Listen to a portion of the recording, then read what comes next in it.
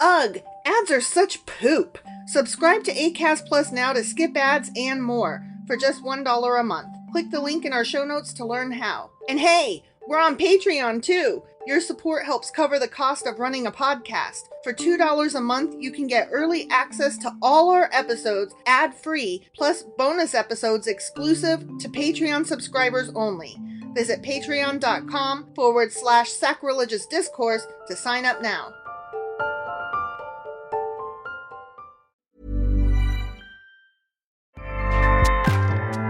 Acast powers the world's best podcasts. Here's a show that we recommend. We've all been to the party or tailgate with that person. You know, the one who makes everything about politics. Or there's that relative, the one you blocked on Facebook because you'd prefer to opt out of toxic conversations. I'm Sarah Stewart Holland. And I'm Beth Silvers. We host Pantsuit Politics, where we take a different approach to the news. On Pantsuit Politics, we opt out of the shouting and scorekeeping while still recognizing that elections matter. We're here to look at the headlines as citizens. We pay attention to politics, but also keep it in perspective. Pantsuit Politics was named one of Apple's best podcasts of 2021 and GMA3's Podcast of the Month. Take a different approach to the news with us in 2023. Pantsuit Politics releases new episodes every Tuesday and Friday. Listen on the Acast app and wherever you get your podcast. Acast helps creators launch, grow, and monetize their podcasts everywhere. Acast.com.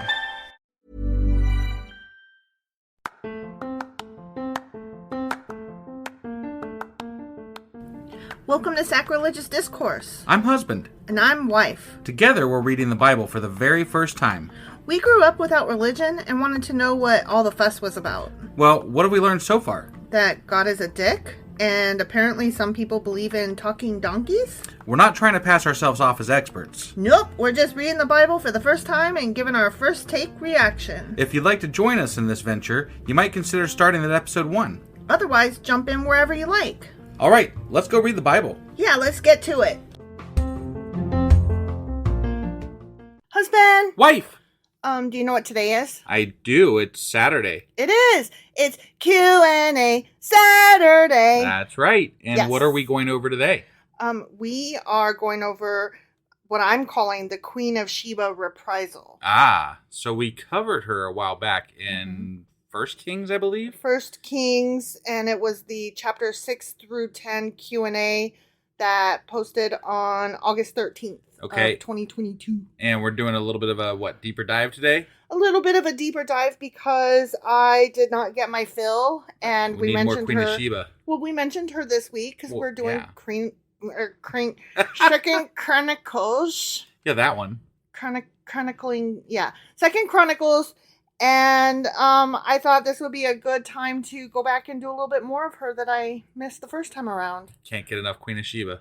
Ever. All right. Let's go ahead and hop into this. Sounds good.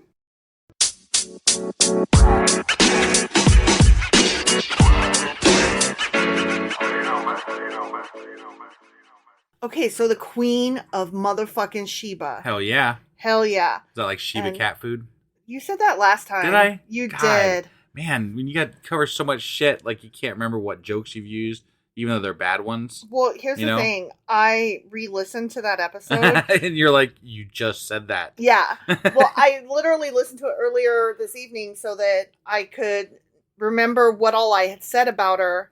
And I'm hoping to not repeat everything I said about her. Got it. I will touch on some similar stuff. I can't help it. Sheba cat food. I managed a pet store for like forever. I know. You did. It was just it's on my brain. It's one of those things. I still know UPC codes for like all kinds of shit I shouldn't know UPC codes for. How long were you with them? You were with them from the time you were a teenager. I was in high school. Yeah, I was with that company for like 20 years. Yeah, so that makes sense. I'm dating myself a little bit there. You are so old, and the company isn't even around anymore. They sold. That's funny. You're so old. Yeah. Okay, so the Queen of Sheba is found in all three of the Abrahamic faiths: Judaism, Christianity, and Islam. Huh. Okay. Yeah. But they all have a little bit of different flavor to the story. Sure, of course. And most people regard her as just a legendary figure. And right. just as having appeared in I didn't even know that she was in the Bible or any of the religious texts. I just knew her as a Egyptian queen. Right. Is what I thought. Right. So, and even at that, like you said that last time too. And you're going to call me out every time, aren't you? Well, no, because it matters, because she is only an Egyptian queen in the, like, sliverest, the tiniest sliver of the stories about her. Got it. And yet that's what you and I both kind of thought of her as. Right. And she's just not really that. Interesting. If anything at all. Interesting. Yeah. And she's known by many names. Okay, I'm going to go off topic slightly here just because it's so interesting to me, and you know how I love me a good rabbit hole, B, literary story. Right. Okay, so have you heard of Boccaccio? No. Okay, so he's a Christian author who he was an Italian writer, and he was one of the earliest, most famous Italian writers during the the Enlightenment. Okay. Yep. His most notable work is the Decameron. Have you heard of that? I have heard of that. Yes. That predates Chaucer's the Canterbury Tales. Okay. And the Canterbury Tales took influence in the way it set up its story, it as a frame story from Boccaccio's The Decameron. Okay. Yep. And it's a frame story is a collection of short stories that are combined into purpose. one. Right. So most people will be familiar with the Canterbury Tales, and that's the way the Decameron is set up. Okay. So the reason I'm saying all that is that, remember I just said prior to this that the Queen of Sheba is known by many different names. Yeah. And one of those names, Giovanni Boccaccio, referred to her as Nicola or Nicola. Okay. Yep. So that's one of the many names she's known by as. Got it. Okay. Yep. Arab sources refer to the Queen of Sheba as Balkis or Bilqis. Okay. And Ethiopians refer to her as Makeda. Okay. And I will get to more on her in a little bit. Okay. Okay, we're going to tell that story, Makeda. Very important. Okay. And actually, that's the one we should know her as the queen of anything. Should be that one. Got it. Okay. So in the Quran, the story of Sheba begins with a bird known as a hoopoe who brought news to Solomon about the land of Sheba. Okay. Okay. The hoopoe reported that this land was governed by a woman who has been given of all things, and she has a great throne. Okay, so she's rich, she's got everything, she rules her people, awesome. But it can't be as good of a throne as Solomon's throne. It was. Okay. Oh. But the hoopoe. That's not what the Bible says. Well, the Bible doesn't tell all the stories, okay?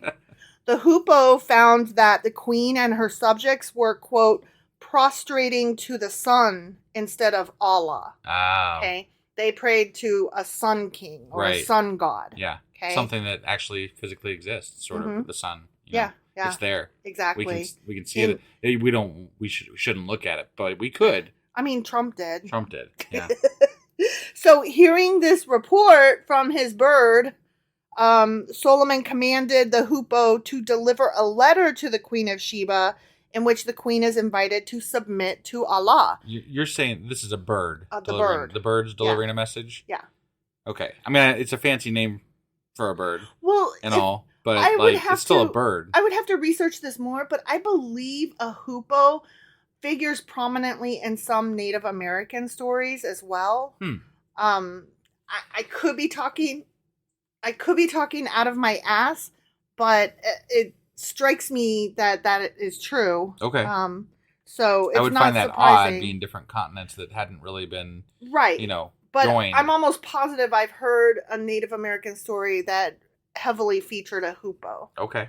So it's not unusual, is what I'm saying, that a bird would be a deliverer of news and something that. Well, yeah, they've got carrier pigeons. They've got, I get that, but it speaks. It's just right. That's odd. Right.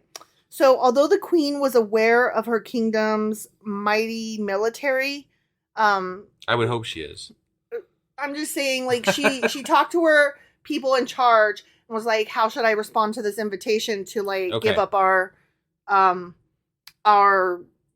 faith, our religion, and go do this one instead? How should I respond? Okay. And so her leaders were like, we should, go conquer and kick their asses. So that's what I mean by she's aware of their might. Okay? I got you, yeah. So instead, she opted for a more diplomatic approach, and she decided to send them a gift and to see what reply the messengers would respond with. Okay. But the gifts sent by the Queen of Sheba to Jerusalem were rejected by Solomon. Wait, what? That's not what it said in the Bible. Well, no, this is the Quran I'm talking about. This is a different story. Okay. Yeah. All right. I'm telling the story of the Queen of Sheba from the Quran. Oh, okay. Which involved this hoopoe. No, that's fine. Okay. Sorry. I apologize. So Solomon was like, yo, bitch, I hear you're rich and whatever, but y'all are praying to the wrong God. I really think you ought to do this Allah guy. This Allah guy instead of your son guy. Right. And so the advisors were like, let's go kick his ass. Okay. And Sheba's like, wait. Let me just send him a present and see if we can smooth things over. But he's like, nah. And Solomon's like, nah. Yeah. Right. So he sends it back. In this version. Yeah, because he's like, this is what he said. Do you provide me with wealth? But what Allah has given me is better than what he has given you.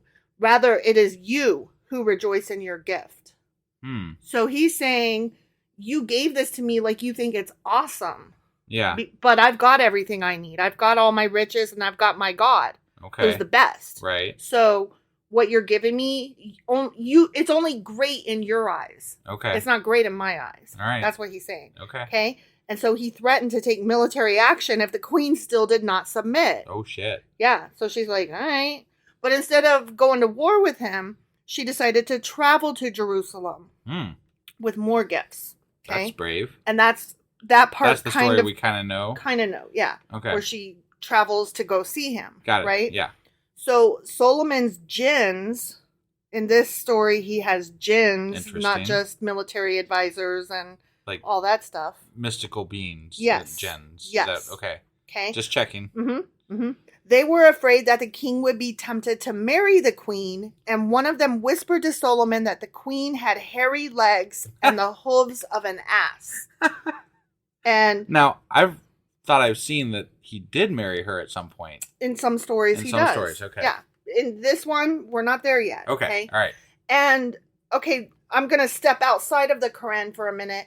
There are other stories that do report that the queen had these hairy legs, hooves of an ass, etc. Because, remember, she might have been descended from Satan, or she might have been a Nephilim descended from, some fallen angel, etc., etc. So that story kind of corresponds with other stories. Okay. Okay. Right. Yep. There's also a very feminist spin on this where they're saying that the reason she was painted as a woman with hairy legs was because she was in a man's role. And so this showed her as having disgusting man-like... Taking the role of a man, basically. Yeah. So, there's all these different spins on why she would have had hairy legs, much less the hooves of an ass. Right. Okay. Even in some stories, she's equated to Lilith.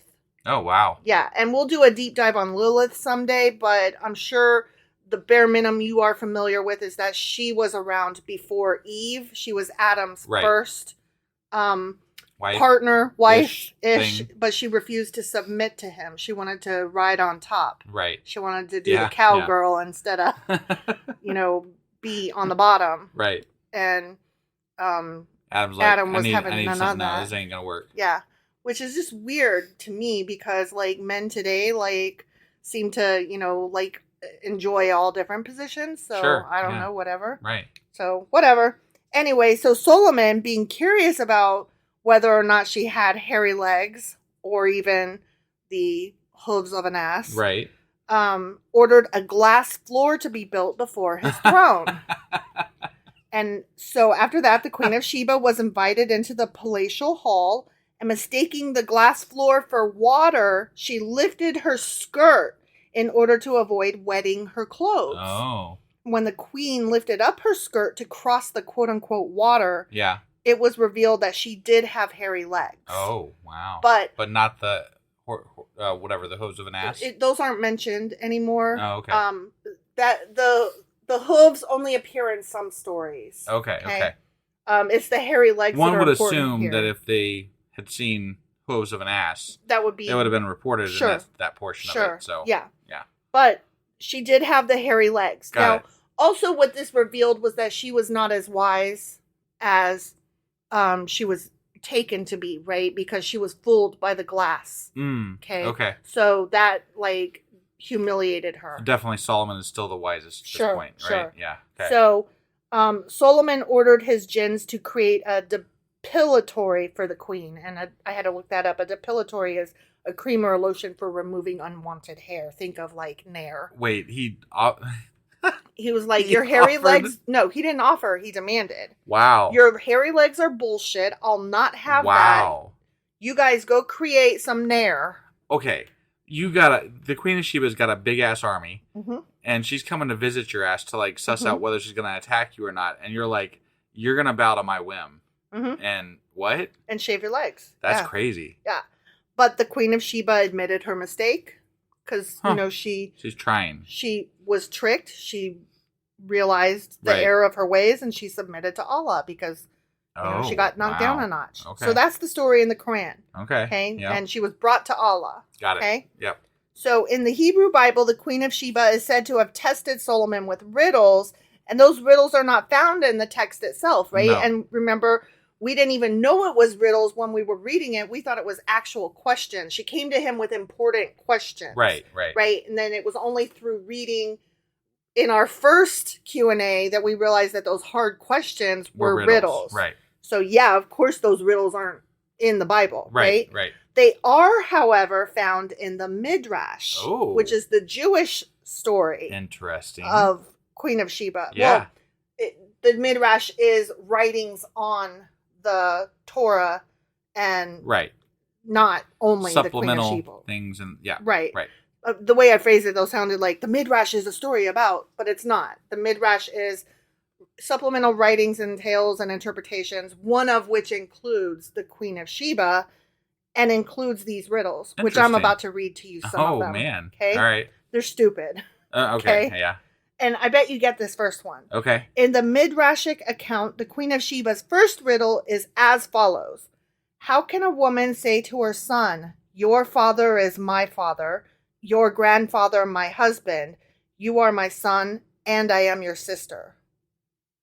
Wow. It's a Bible story. Okay.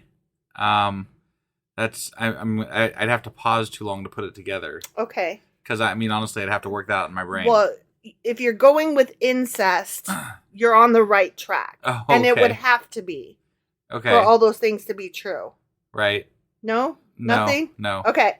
Solomon's answer to the riddle was that the two daughters of Lot, who got their father drunk, had sex with him, got pregnant as a result, and bore sons. Got it. Okay. So I think if I had,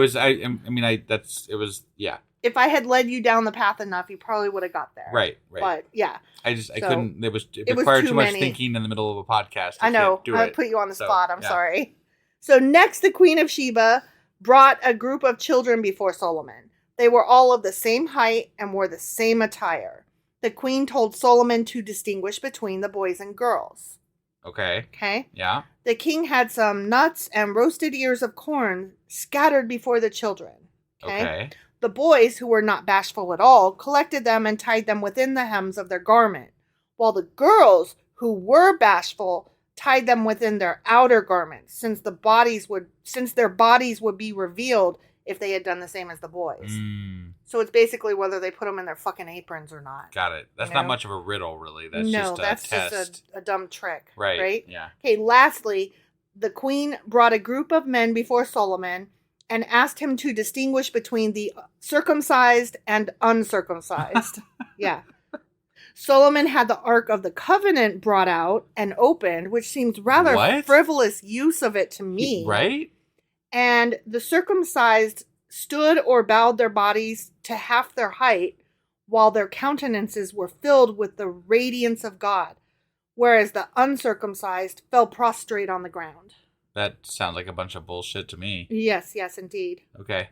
Whatever. So, remember I said before that, and that's the end of that, okay? Yeah. Remember when I said before that she's considered by most to be just a legendary figure? Sure. Okay. Well, she's considered by the Ethiopians definitely to have existed and is revered as the mother of their nation. Oh, wow. Yeah.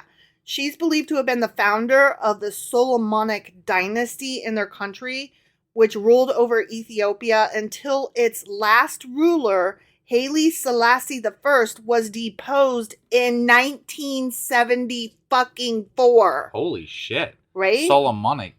Solomon. Yes. Okay. Of Solomon. Yes. Okay. All right. Okay. Yeah. So in this story, this is an Ethiopian story, okay? Remember Okay. I said I would get back to the Ethiopians called her? Right. Okay. Her name is Makito. And in this story, Makito is said to have stayed in Jerusalem for 6 months where she learned from Solomon. Okay. You know, as the wise man that he was or whatever, Sure. Yeah, right? Right.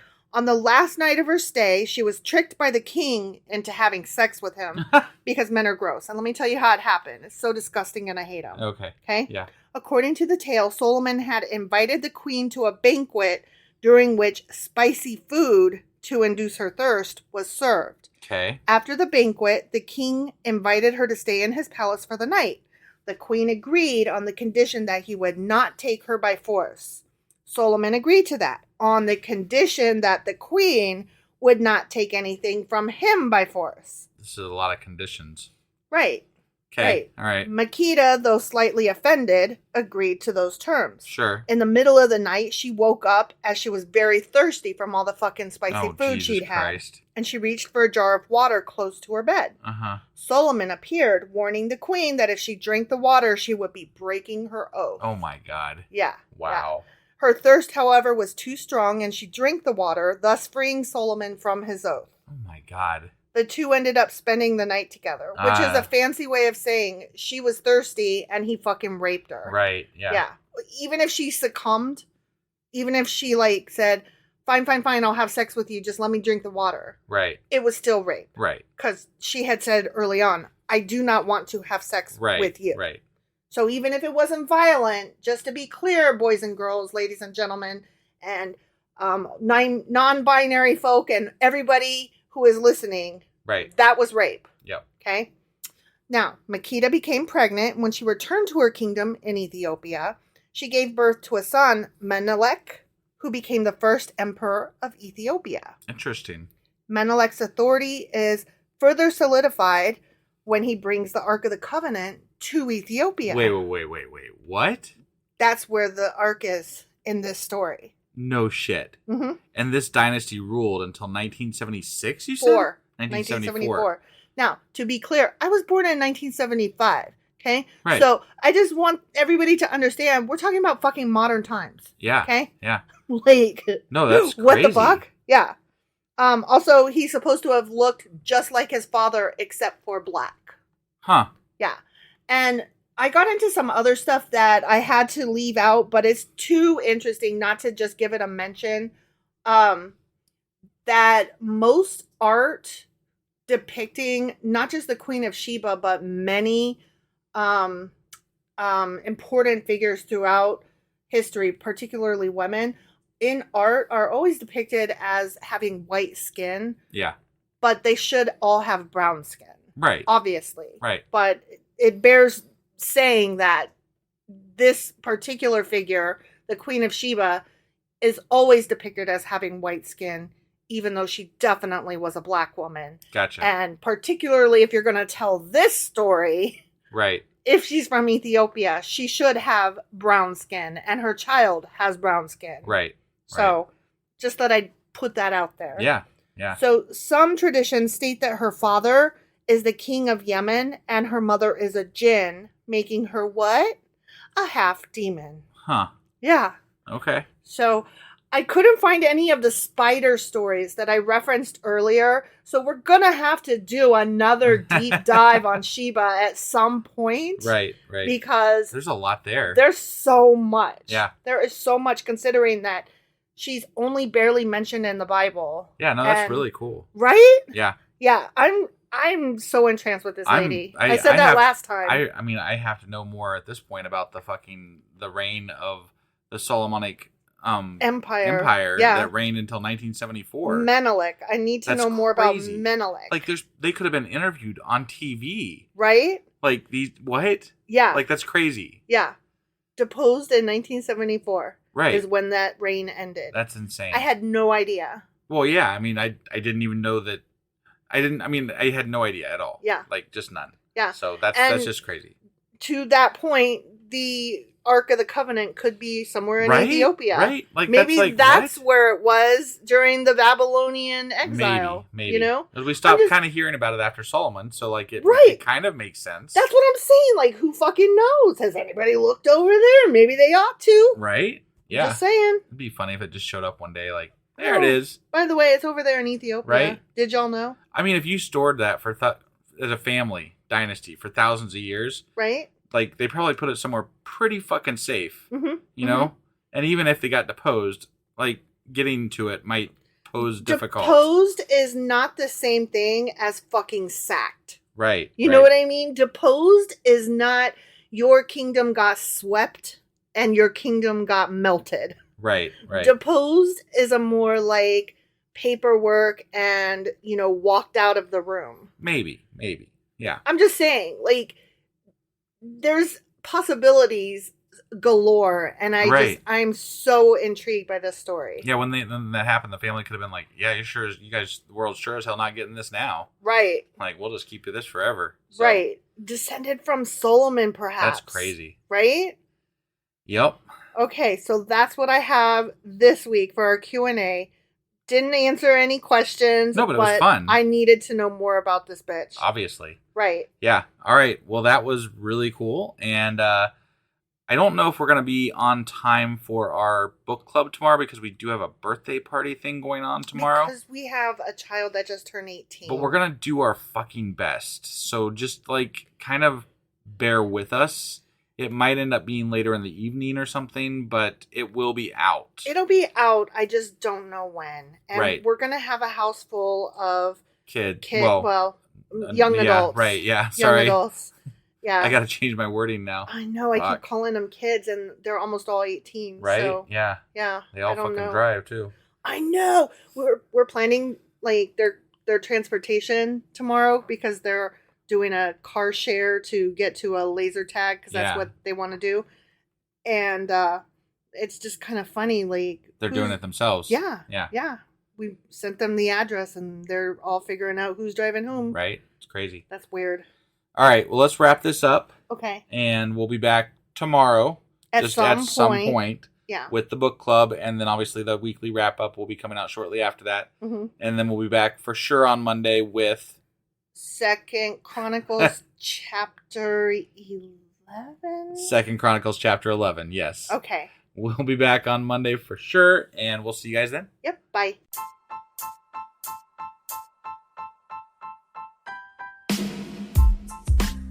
Hey, wife, I guess that's the end? But husband, that's just sad. It doesn't have to be. We are on lots of social media platforms like Twitter. Our handle there is sacrilegious_D. For D's nuts. Oh my God. Stop doing that. Anyway, we're also on Facebook, Instagram, and Pinterest. There's a link to all of our social media sites at our website. Ooh, we have a website? Yeah, it's sacrilegiousdiscourse.com, where you can also find a link to our merch shop. We have a merch shop? Yep. We have podcast-themed clothing, mugs, notebooks, and more, as well as an atheist and science-themed products. Wow, our fans should really go check that out right now. Definitely. They can get in touch with us by sending an email to sacrilegiousdiscourse@gmail.com. But before they do that, we could really use some help. Oh yeah? With what? Well, it's not free running the podcast, and we need some financial support in order to get better equipment, which will free up time so we can concentrate on our podcast and our fans. Okay, so what should they do? Head over to patreon.com/sacrilegiousdiscourse and sign up as a contributor on our podcast. Supporters there receive additional bi-weekly episodes that we record just for our Patreon members for as little as $2 a month. Also, we'd really appreciate it if you would like and subscribe on whatever platform you're using. And Apple Podcast reviews help us out tremendously. Like and subscribe. Leave an Apple review. Join us on Twitter. Support us on Patreon. That's a lot of instructions. Don't forget to say thanks. Thanks. Okay, bye.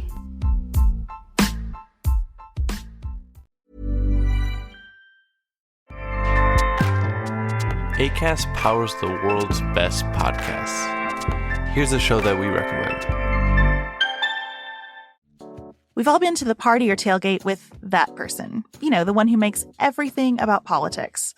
Or there's that relative, the one you blocked on Facebook because you'd prefer to opt out of toxic conversations. I'm Sarah Stewart Holland. And I'm Beth Silvers. We host Pantsuit Politics, where we take a different approach to the news. On Pantsuit Politics, we opt out of the shouting and scorekeeping while still recognizing that elections matter. We're here to look at the headlines as citizens. We pay attention to politics, but also keep it in perspective. Pantsuit Politics was named one of Apple's best podcasts of 2021 and GMA3's podcast of the month. Take a different approach to the news with us in 2023. Pantsuit Politics releases new episodes every Tuesday and Friday. Listen on the Acast app and wherever you get your podcast. Acast helps creators launch, grow, and monetize their podcasts everywhere. Acast.com.